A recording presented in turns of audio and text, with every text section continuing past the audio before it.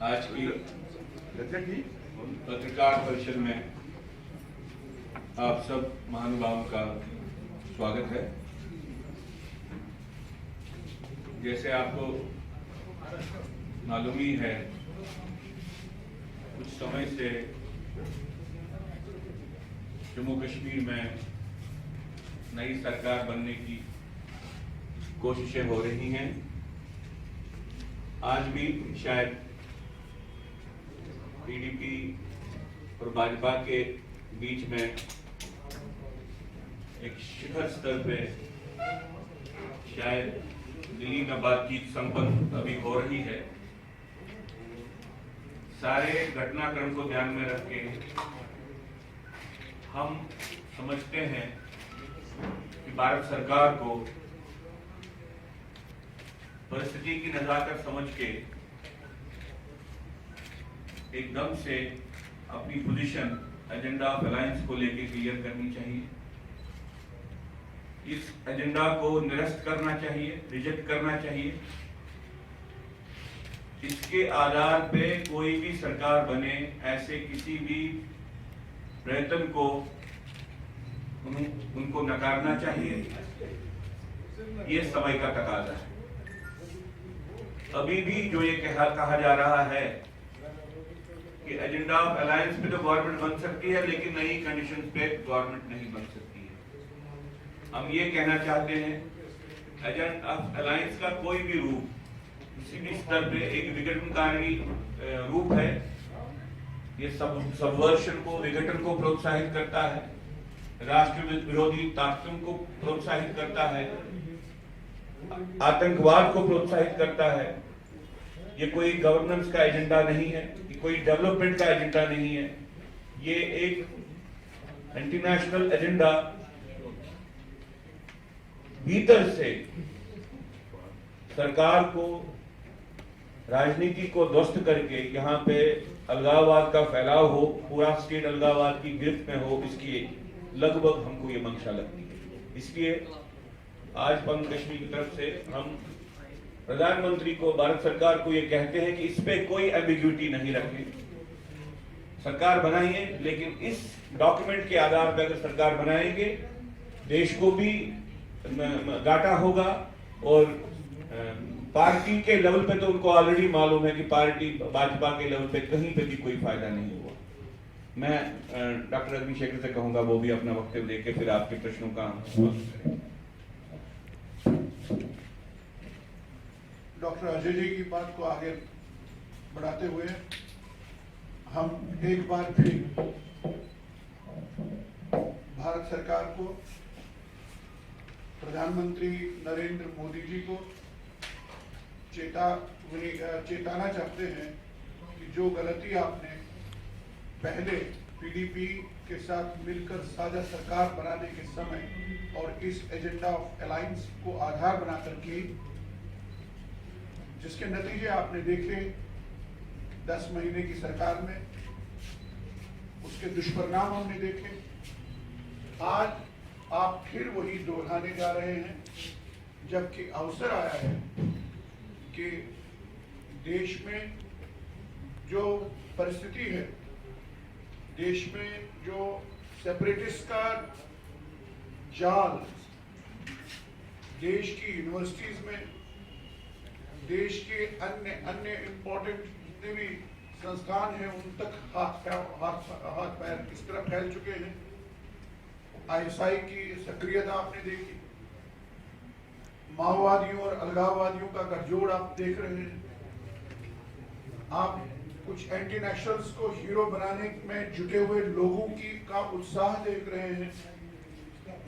और इन 10 सालों में, 10 महीनों की साझा सरकार पीडीपी और बीजेपी की जो जम्मू कश्मीर में रही, आपने देखा कि एक सॉफ्ट सेपरेटिस्ट मूवमेंट को, पॉलिटिकल पार्टी को आपने एक लेजिटिमेसी बख्शी, लेजिटिमाइज किया। आपने सेपरेटिज्म को, अलगाववाद को, जिसका आधार धार्मिक है, मजहबी है, उसको आपने एकोमोडेट करने में कोई कोर कसर नहीं रखी। जिस तरह से आतंकवादियों के हौसले इतने बुलंद हुए यहाँ जम्मू कश्मीर में आप देख रहे हैं, अब सीधे सीधे अंतर्राष्ट्रीय सीमा पर, इंटरनेशनल बॉर्डर्स पे अटैक हो रहे हैं। अब कश्मीर में देखिए नई टेंडेंसी आतंकवाद की क्या है, किस तरह मिलिट्री एस्टैब्लिशमेंट्स पे अटैक हो रहे हैं और पूरे गांव के गांव, कस्बों के हजारों लोग खुल के सामने आ रहे हैं किसी भी आतंकवादी की हत्या पर। आपने देखा कि पीडीपी ने चुनाव और उसमें सफलता को सरकार की पहल बीजेपी के साथ करने पर रजामंदी सैयद अली शाह गिलानी या हुर्रियत के दोनों या अलगाववादियों से दी, और ऐसा आपकी सरकार में बीजेपी के नेतृत्व में हो रहा है। इससे बड़ा विश्वासघात और क्या हो सकता है। और ये विश्वासघात का घोषणा पत्र, जिसे एजेंट ऑफ अलायंस ये लोग कहते हैं, ये न तो खुद बीजेपी की पार्टी के हित में है, न जम्मू के हित में, न लद्दाख के हित में है। ये जम्मू कश्मीर की एकता, भारत के साथ उसकी अखंडता और उसकी संप्रभुता यानी उसकी सॉवरेनिटी के हित में नहीं है। ये विश्वासघात है इस देश के साथ, और उस विश्वासघात वाले आधार पर अगर आप फिर से बना रहे हैं, हम आपसे एक बार फिर निवेदन करना चाहेंगे कि पार्टी के हित से उठकर देश के हित में और देश में जो अलगाववादियों का शिकंजा है जम्मू कश्मीर के अलावा, उसको ध्यान में रखते हुए आपको आज जब हम प्रेस कॉन्फ्रेंस में आपके साथ संबोधित हैं, अगर आप महबूबा मुफ्ती के साथ किसी अलायंस में जुड़ना चाहते हैं तो इसे मत करिए देश के हित में। एक बार फिर परम कश्मीर आपको चेता रहा है, ये देश के हित में है, ये जम्मू के हित में है, जम्मू वासियों के हित में है, पूरे जम्मू कश्मीर के हित में है। और कश्मीरी पंडितों के कार्ड को जिस तरह आपने एजेंट ऑफ अलायंस में गिरवी रखा पीडीपी के आगे, जिस तरह आपने इस इशू को दबाया, छोटा किया, हम उस नाते भी आपसे ये कहना चाहिए कि पुनर्विचार करिए और रीढ़ की हड्डी दिखाइए और इसको निरस्त करिए। कोई भी ऐसी सरकार नहीं बनने दीजिए। ये आपसे आप एक बार फिर बात निवेदन करते हैं। आपके प्रश्न का स्वागत होगा।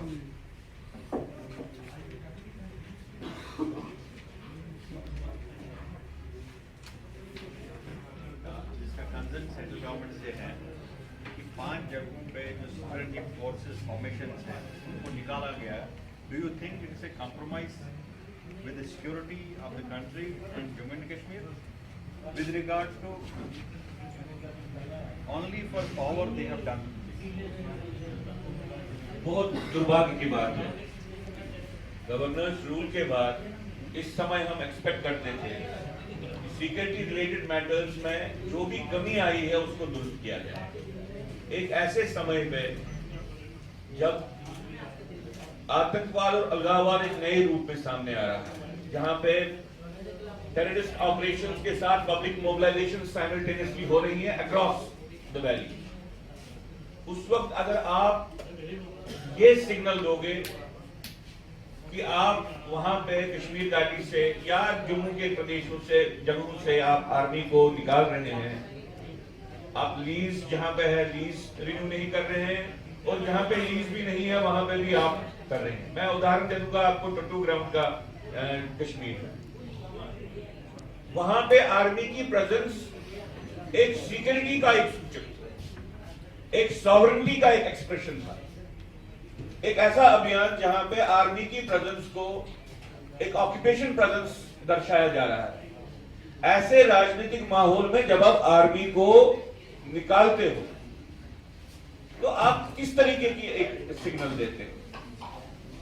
और सबसे बड़ी दुर्भाग्य की बात है कि जिस जगह से आप आर्मी को निकालते हो वहां पे राजनीतिक दल एकदम से आके उसको पीस पार्क घोषित करते हैं।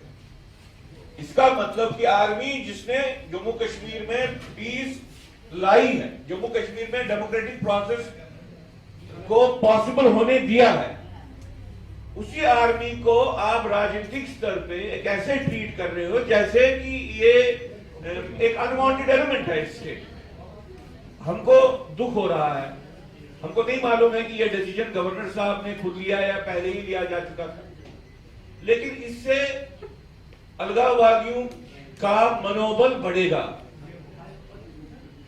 और मैं एक और बात आपको कहूंगा कि इंडिया एक ऑक्यूपेशन कंट्री है, इंडिया की सुरक्षा दल फोर्सेस एक ऑक्यूपेशन फोर्स है, और शांति के लिए पहला काम होना चाहिए कि हम डिमिलिटराइज करें।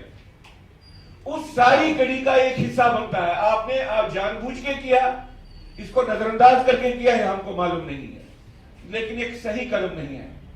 इससे अलगाववाद घटेगा नहीं, इससे एलिनेशन कम नहीं होगी, इससे एलिनेशन और बढ़ेगी, अलगाववाद और बढ़ेगा। हमारी जानकारी में नहीं है कि यहाँ पे जम्मू कश्मीर में जो फायरिंग रेंजेस हैं क्या उन्होंने वापस दे दिए हैं? क्या जो फायरिंग रेंजेस यहाँ पे day to day security forces की प्रिपरेशन के लिए अनिवार्य हैं, क्या वो वापस दे दिए गए हैं? हमारी जानकारी में अभी तक नहीं है। अगर हो गया होगा तो दूसरी बात है। हम तो समझते थे कि पहला काम गवर्नर ये करते कि पब्लिकली घोषित करते कि जो फायरिंग रेंजेस को डिनाई किया गया है उस काम को सबसे पहले वो करते। ऐसा नहीं हुआ है। तो ये क्यों है? इसलिए है, लेकिन गवर्नर्स रूल में अगर ये ऐसा होता है तो इसके लोग जो इसका निष्कर्ष निकालते हैं वो निष्कर्ष ठीक नहीं है।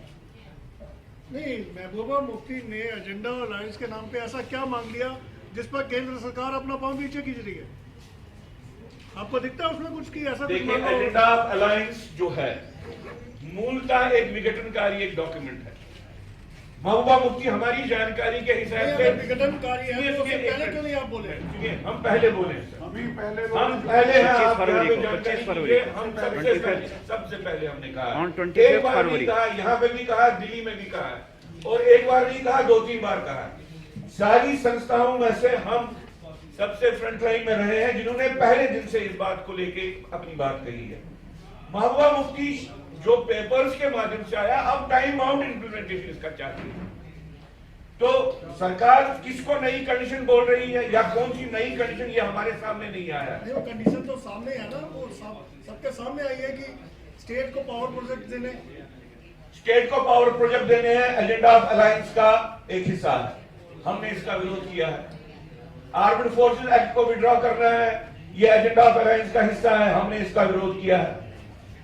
हमने लगभग जो भी पॉलिटिकल प्रपोजिशंस हैं एजेंडा ऑफ अलायंस में, वर्चुअली जिसको हम प्लानिंग पोटेंशियली पावर्स बोलते हैं, आप एक स्टेट गवर्नमेंट को फॉरेन पॉलिसी का भी अधिकार देते हो, इंटरनल सिक्योरिटी का भी अधिकार देते हो, ऐसी बातें उसमें है। एजेंडा ऑफ अलायंस में कश्मीरी हिंदू को वापस ले जाके रीइंटीग्रेट ही नहीं करना, एब्जॉर्ब वहां की सोसाइटी में करवाना है। तो ऐसी बहुत सी बातें हैं जो एजेंडा ऑफ अलायंस में है, जो पीडीपी के सेल्फ रूल के डॉक्यूमेंट के साथ मेल खाती हैं, उनके जो उनका मैनिफेस्टो है उसके साथ मेल खाती हैं, लेकिन जिन बातों को लेकर बीजेपी ने वोट मांगे उनके साथ भी उनके बिल्कुल विरुद्ध है। इसलिए हम पहले भी कहते आ रहे हैं कि एक सबवर्सिव डॉक्यूमेंट है, इस पे कोई एम्बिग्युइटी नहीं रखें, इसको निरस्त करें, और अगर सरकार बनानी है किसी नए ढांचे में जो नेशनल इंटरेस्ट के साथ जुड़ा हो, उस ढांचे में सरकार बनाए। अब फिलहाल ये सूचना है कि प्रधानमंत्री से मिलने वाली आज महबूबा मुफ्ती और सारा पॉजिटिव एक माहौल तैयार हो चुका है।